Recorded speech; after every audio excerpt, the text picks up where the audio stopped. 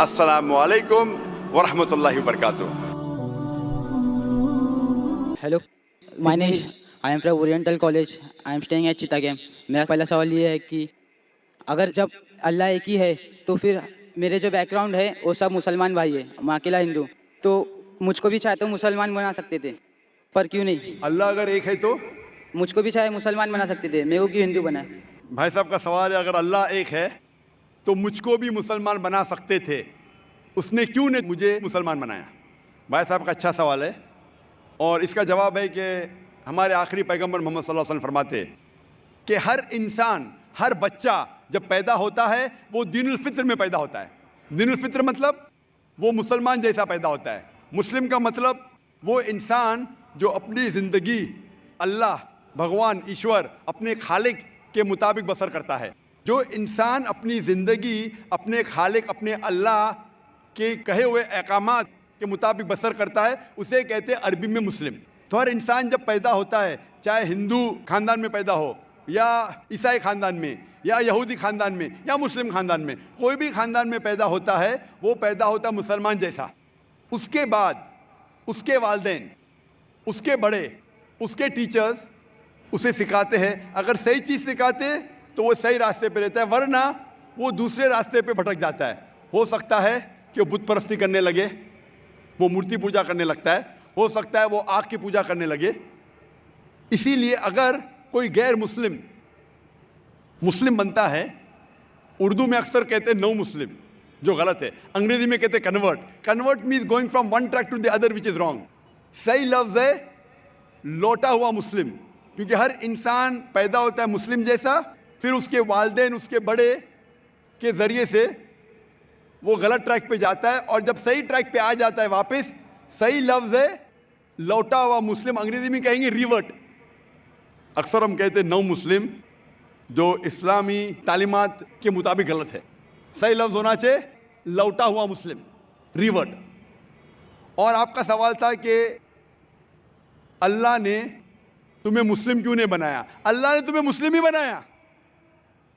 ہو سکتا ہے کہ بچپن میں آپ کے بڑے, آپ کے والدین, آپ کے ٹیچر آپ کو صحیح راستہ نہیں دکھا سکے اور آپ غلط راستے پہ گئے, لیکن اس کے باوجود آپ اللہ کو دوشی نہیں ٹھہرا سکتے. آپ یہ پوچھ سکتے کہ اللہ نے کیوں مجھے ہندو خاندان میں پیدا کیا؟ اگر مسلم خاندان میں پیدا کیا ہوتا, ہو سکتا ہے کہ میں مسلمان ہوتا. اللہ تعالیٰ فرماتے ہیں قرآن مجید میں کہ اللہ اگر چاہے تو سارے انسانوں کو مسلمان بنا سکتا ہے, لیکن پھر ٹیسٹ کیا ہے؟ اگر ٹیچر چاہے تو سارے اسٹوڈنٹ کو پاس کر سکتا ہے, لیکن ٹیسٹ کیا ہے؟ ٹیسٹ وہ ہوتا ہے کہ ٹیچر صحیح تعلیم دینے کے بعد امتحان لیتا ہے. جو آدمی صحیح جواب دیتا ہے وہ پاس ہوتا ہے, جو غلط دیتا ہے فیل ہوتا ہے. اللہ تعالیٰ نے سارے انسانوں کو اپنا آخری پیغام دے چکا ہے قرآن مجید. اس کے بعد اگر انسان اس پہ عمل کرتے تو پاس ہوتے, عمل نہیں کرتے تو فیل ہوتے. اور اگر آپ اللہ سے کمپلین کریں گے کہ کیوں مجھے ہندو خاندان میں پیدا کیا, تو اللہ تعالیٰ فرماتے کہ آپ کدھر بھی پیدا ہو, چاہے مسلمان خاندان میں یا ہندو خاندان میں, یہ کہنا کہ ہر انسان جو مسلم خاندان میں پیدا ہوتا ہے جنت میں جائے گا, بالکل غلط ہے. صرف مسلمان خاندان میں پیدا ہونے کے بعد اور مسلم نام رکھنے سے انسان جنت میں نہیں جاتا ہے. جنت میں جانے کے لیے ایک اللہ میں ماننے کے علاوہ, اللہ کے رسول میں ماننے کے علاوہ ان کے احکامات پہ عمل کرنا چاہیے. ہر مسلم عمل تو نہیں کرتا ہے, تو ہر انسان جو مسلم خاندان میں پیدا ہوتا ہے وہ جنت میں نہیں جائے گا. لیکن اللہ تعالیٰ یہ فرماتے ہیں کہ ہر انسان کو, سورہ فصلت میں سورہ نمبر 41 آیت نمبر 53 53, اللہ تعالیٰ فرماتے سنوریم آیاتنا فی الآفاق وفی انفسہم حتی یتبین انہ الحق, کہ بہت جلدی ہم آپ کو اپنی نشانیاں دکھائیں گے. اللہ تعالیٰ فرما رہے انسانوں سے کہ جلد ہم آپ کو ہماری نشانیاں دکھائیں گے ہورائزنز میں, تاکہ آپ پہ واضح ہو جائے کیا حق ہے, کیا اللہ ایک ہے, اللہ کے علاوہ کوئی معبود نہیں ہے. لیکن حق ظاہر ہونے کے بعد ہر انسان اس پہ عمل کرنا ضروری نہیں. وہ انسان سوچ سکتا ہے کہ اگر میں اسلام قبول کروں تو ہو سکتا ہے کہ میرے دوست مجھے چھوڑ دیں گے, ہو سکتا ہے کہ میرے والدین مجھے جائیداد سے بے دخل کر دیں گے, ہو سکتا ہے کہ مجھے میرے تجارت میں نقصان ہو. تو یہ سب چیزیں انسان کو بہت بار بھٹکاتی ہے اور حق قبول کرنے سے روکتی ہے. لیکن آخرت کے دن پر آپ یہ اللہ سے کمپلین نہیں کر سکیں گے کہ مجھے کسی نے بھی اسلام کے بارے میں نہیں کہا. اسی لیے قرآن مجید میں لکھا گیا ہے سورہ انعام میں سورہ نمبر 6 آیت نمبر 158 کہ اس دن آخرت کے دن اگر آپ کہیں گے کہ میرے والدین بت پرست تھے, مورتی پوجا کرتے تھے, اسی لیے میں کر رہا ہوں, تو اللہ تعالیٰ فرمائے گا یہ بہانہ نہیں چلے گا, کیونکہ اللہ تعالیٰ خود ہر انسان کے دل میں واضح کر دیتا ہے حق کیا ہے, اور واضح کرنے کے بعد آپ کے پاس کوئی شکایت کا موقع نہیں رہے گا. اور آپ کو بھی, آپ آج اس مجلس میں آ چکے ہیں اور میں نے لاکھوں لوگ کے سامنے آپ کو واضح کیا ہے کہ خدا ایک ہے, اس کے علاوہ کوئی معبود نہیں, اور محمد صلی اللہ علیہ وسلم اس کے آخری پیغمبر ہے. اگر آج آپ اس بات کو نہیں مانیں گے تو کل آپ یہ کمپلین نہیں کر سکیں گے, آپ شکایت نہیں کر سکیں گے اللہ سے کہ مجھے پتہ نہیں تھا. باقی لوگ کر سکیں گے کہ نہیں, وہ بعد میں دیکھا جائے گا. اللہ تو واضح کر دیا کس کے ذریعے پتہ نہیں, لیکن آج میرے ذریعے تو کر رہا ہے آپ کو, اور اتنے لاکھوں لوگ شہادہ دے رہے اور کروڑوں لوگ ٹیلی ویژن پہ دیکھ رہے آپ کو. تو ابھی آپ کے پاس کوئی بہانہ نہیں, کوئی شکایت نہیں یہ کہنے کے لیے کہ میں مسلمان خاندان میں پیدا نہیں ہوا اس لیے میں نے اس دھرم کو ایکسیپٹ نہیں کیا. میں آپ سے پوچھنا چاہتا ہوں بھائی صاحب, آپ مانتے ہیں کہ خدا ایک ہے؟ وہ تو ہے. آپ مانتے ہیں خدا ایک ہے؟ ہاں. آپ مانتے ہیں کہ بت پرستی غلط ہے؟ پر کون سا خدا ہے وہ پتہ نہیں. نہیں, مورتی پوجا صحیح ہے کہ غلط ہے آپ کے حساب سے؟ اب جب میں ہندو دھرم میں پیدا ہوا تو پھر میرے حساب سے صحیح ہو سکتا. آپ کہتے ہیں کہ ہندو دھرم کے مطابق مورتی پوجا صحیح ہے. میں آپ کو آپ کے ہندو دھرم کی کتابوں کا حوالہ دیتا ہوں, مذہبی کتابوں کا. اگر آپ پڑھیں گے چھندوگیہ اپنشد چیپٹر نمبر 6 ادھیے نمبر 2 منترا نمبر 1, ایکم ایودتیم, ایشور خدا بھگوان ایک ہے, دوسرا نہیں ہے. لکھا ہے سویتا سیتار اپنشد میں ادھیے نمبر 6 شلوک نمبر 9 میں, ناچسیہ کسج جنیتا نکشدیپا, اس ایشور کے کوئی والدین نہیں, اس ایشور کا کوئی رب نہیں.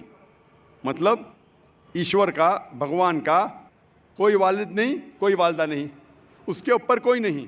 اور صاف طور پہ لکھا گیا ہے سویتا سیتار اپنشد میں ادھیائے نمبر 4 منترا نمبر 19 میں, ن تسیہ پرتیما استی, اس ایشور کی, اس بھگوان کی, اس اللہ کی کوئی پرتیما نہیں, کوئی عکس نہیں. پرتیما جو سنسکرت لفظ ہے اس کے معنی ہے عکس. خدا کا کوئی عکس نہیں, کوئی پرتیما نہیں, کوئی فوٹوگراف نہیں, کوئی پینٹنگ نہیں, کوئی پورٹریٹ نہیں, کوئی مورتی نہیں, کوئی بت نہیں. اور یہ پیغام دہرایا گیا ہے یجروید میں ادھیائے نمبر 32 منترا نمبر 3 میں, اس میں لکھا ہے نا تسر پرتیما استی, اس ایشور, اس بھگوان, اس اللہ کی کوئی پرتیما نہیں, کوئی عکس نہیں, کوئی پکچر نہیں, کوئی پینٹنگ نہیں, کوئی پورٹریٹ نہیں, کوئی بت نہیں, کوئی مورتی نہیں. صاف طور پہ آپ کے مذہبی کتاب میں لکھا ہے کہ مورتی پوجا غلط ہے. اور ہندوازم کا برہما سوترا ہے, ایکم براہم دیوتیا ناستے نینا ناستے کنچن, بھگوان ایک ہی ہے, دوسرا نہیں ہے, نہیں ہے, نہیں ہے, ذرا بھی نہیں ہے. ابھی میں آپ سے پوچھتا ہوں بھائی صاحب, جب آپ کے مذہبی کتاب میں صاف طور سے لکھا ہوا ہے کہ مورتی پوجا غلط ہے, تو پھر بھی آپ مانتے ہیں کہ مورتی پوجا صحیح ہے؟ نہیں. آپ مانتے ہیں کہ مورتی پوجا صحیح ہے غلط ہے؟ پھر غلط ہے. آپ مانتے ہیں کہ خدا ایک ہے؟ ہاں. آپ مانتے ہیں کہ مورتی پوجا غلط ہے؟ ہاں. آپ مانتے ہیں کہ اس خدا, اس ایشور, اس اللہ کے آخری پیغمبر محمد صلی اللہ علیہ وسلم ہے؟ سر بٹ اور ایک کوشچن ہے. سوری, بٹ ایک کوشچن ہے. آپ کا ایک سوال ہے؟ ہاں. ٹھیک ہے, پوچھ سکتے ہیں آپ. اگر میں مسلمان بن گیا, جی اور ہاں. ایسا ہی تو انسان کو بھوت ہی بھڑکاتا نا. آپ اگر مسلمان بن گئے تو وہ نہیں, انسان کو تو شیطان ہی بھڑکاتا نا. انسان کو شیطان بھڑکاتا ہے. ہاں. تو اگر میں مسلمان بن گیا اور غلط کام کیا تو میرے واسطے مسلمان کا نام خراب ہوا, تو اللہ کیا مجھ کو معاف کریں گے؟ بھائی صاحب کا سوال ہے کہ انسان کو اکثر شیطان بھڑکاتا ہے. اگر میں مسلمان بن گیا اور شیطان مجھے بھڑکایا اور میں غلط کام کیا تو کیا اللہ تعالیٰ مجھے معاف کرے گا؟ بھائی صاحب کا اچھا سوال ہے کہ اگر وہ اسلام قبول کیا اور شیطان نے بھڑکایا, اس نے غلط کام کیا, تو کیا اللہ معاف کرے گا؟ دو چیزیں ہیں. ایک انسان ہے جو اسلام قبول ہی نہیں کرتا ہے. جو انسان اسلام قبول ہی نہیں کرتا ہے, نہیں مانتا ہے کہ خدا ایک ہے, بت پرستی کرتا ہے, اللہ کے آخری پیغمبر محمد صلی اللہ علیہ وسلم نہیں مانتا ہے، اس کے لیے 100% وہ جنت میں نہیں جا سکتا ہے، 100%، کیونکہ وہ ایشور کے علاوہ دوسرے کی عبادت کرتا ہے۔ دوسری طرف ایک انسان ہے جو مانتا ہے کہ ایک اللہ ہے، مانتا ہے کہ مورتی پوجا غلط ہے، مانتا ہے کہ محمد صلی اللہ علیہ وسلم آخری پیغمبر ہے، اور غلط کام کرتا ہے۔ ہو سکتا ہے کہ جھوٹ بولتا ہے، ہو سکتا ہے کہ وہ چوری کرا، ہو سکتا ہے وہ شراب پی رہا ہے، یہ غلط ہے، حرام ہے، لیکن پھر بھی اگر وہ بت پرستی نہیں کرتا ہے، اللہ تعالیٰ فرماتے سورہ نساء میں سورہ نمبر 4 آیت نمبر 48 میں، اور سورہ نساء سورہ نمبر 4 آیت نمبر 116 میں، کہ اللہ اگر چاہے تو آپ کے کوئی بھی گناہ کو معاف کر سکتا ہے، لیکن شرک کو کبھی نہیں معاف کریں گا۔ تو شرک کے علاوہ، بت پرستی کے علاوہ، مورتی پوجا کے علاوہ اگر آپ دوسرے گناہ کریں گے تو اللہ تعالیٰ معاف کر سکتا ہے، آپ کے پھر بھی چانسز ہے کہ آپ جنت میں جا سکتے ہیں، لیکن اگر بت پرستی کرتے ہوئے آپ مریں گے تو آپ کو جنت میں جانے کا کوئی بھی چانس نہیں ہے۔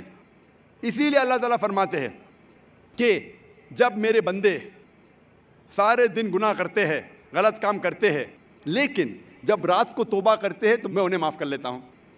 میرے بندے اگر رات کو گناہ کرتے ہیں اور دن میں توبہ کرتے ہیں تو میں انہیں معاف کر لیتا ہوں، کیونکہ اللہ سبحانہ و تعالیٰ رحمان اور رحیم ہے، وہ رحمت والا ہے اور کرم کرنے والا ہے۔ آپ اگر غلطیاں کریں گے، اگر شیطان بھڑکائیں گا تو پڑھو اعوذ باللہ من الشیطان الرجیم۔ جب آپ کو پتہ چلے گا آپ نے غلطی کی، اللہ سے توبہ کرو، دعا کرو کہ پھر سے وہ چیز نہیں کریں گے، اور اچھی نیت سے پھر سے اللہ کی طرف پلٹتے، اللہ تعالیٰ معاف کرے گا۔ پھر سے آپ گناہ کریں گے، پھر سے معافی مانگو، اللہ رحمان اور رحیم ہے، جب بھی معافی مانگو سچے دل سے مانگو، انشاءاللہ اللہ آپ کو معاف کریں گا۔ اور اگر آپ بت پرستی سے دور ہے، یہ سب سے بڑا گناہ ہے، تو آپ کے ہائی چانسز ہے کہ آپ جنت میں جائیں گے۔ تو ابھی میں آپ سے پوچھنا چاہتا ہوں، ہاں سر، ایک سیکنڈ سر، کیا قرآن میں لکھا ہے نا شراب حرام ہے؟ جی ہاں، تو جب سگریٹ بھی حرام ہوگا؟ سگریٹ بھی پینا حرام ہے، قرآن میں نہیں لکھا ہے لیکن حرام ہے۔ اچھا، یہی پوچھنا چاہتا، کیونکہ ہمارے یہاں جو ہے سیکٹر مسجد میں جماعتی آتے ہیں وہ بھی سگریٹ پی لیتے۔ شراب پینا تو صاف طور پہ کہا گیا ہے قرآن مجید میں سورہ مائدہ سورہ 5 آیت نمبر 90 میں کہ حرام ہے، لیکن سگریٹ پینا قرآن مجید میں اس کا ذکر آتا ہے سورہ بقرہ میں سورہ نمبر 2 آیت نمبر 195 کہ اپنے ہاتھ سے اپنا خود قتل مت کرو، یعنی سوسائڈ مت کرو۔ آج کی سائنس کہتی ہے کہ ٹبیکو کے وجہ سے، سگریٹ پینے کے وجہ سے ہر سال ورلڈ ہیلتھ آرگنائزیشن کہتی ہے ہر سال 60 لاکھ لوگ مرتے ہیں صرف سگریٹ پینے کی وجہ سے۔ دنیا میں دوسرے نمبر پہ آتا ہے شراب کے بعد، جو سب سے زیادہ موت ہوتی ہے کوئی چیز پینے یا کھانے کی وجہ سے، وہ ہے سگریٹ۔ تو کیونکہ پہلے لوگ کو پتہ نہیں تھا کہ سگریٹ از سلو پوائزننگ، تو کئی علماء کہتے تھے مکروہ ہے۔ آج 400 سے زیادہ فتوے ہیں سعودی میں، ایجپٹ میں، جو کہا گیا ہے کہ سگریٹ پینا حرام ہے۔ ابھی جو لوگ کو لت لگ گئی ہے، ہم اللہ سے دعا کرتے کہ اللہ انہیں ہدایت دے، لیکن اگر کوئی مسلمان غلط کر رہا ہے اس کا مطلب نہیں کہ آپ کو بھی کرنا چاہیے۔ ہم دعا کریں گے کہ ان مسلمان کو اللہ تعالیٰ طاقت دے کہ یہ بری لت سے انہیں نجات ملے۔ میں آپ سے پوچھنا چاہتا ہوں، کیا آپ مانتے ہیں کہ خدا ایک ہے؟ ہاں۔ آپ مانتے ہیں بت پرستی غلط ہے؟ ہاں۔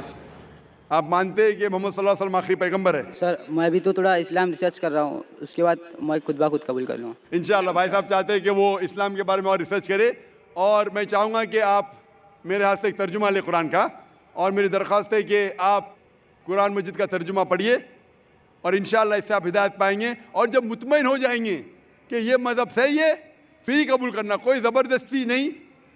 آپ جب مطمئن ہو جائیں گے کہ یہ اسلام، یہ قرآن میں صحیح باتیں لکھی ہے، یہ سب سے بہترین مذہب ہے، پھر ہی آپ قبول کیجئے۔ میں درخواست کروں گا کہ آپ سٹیج پہ آ کے انشاءاللہ قرآن مجید کا نسخہ مجھ سے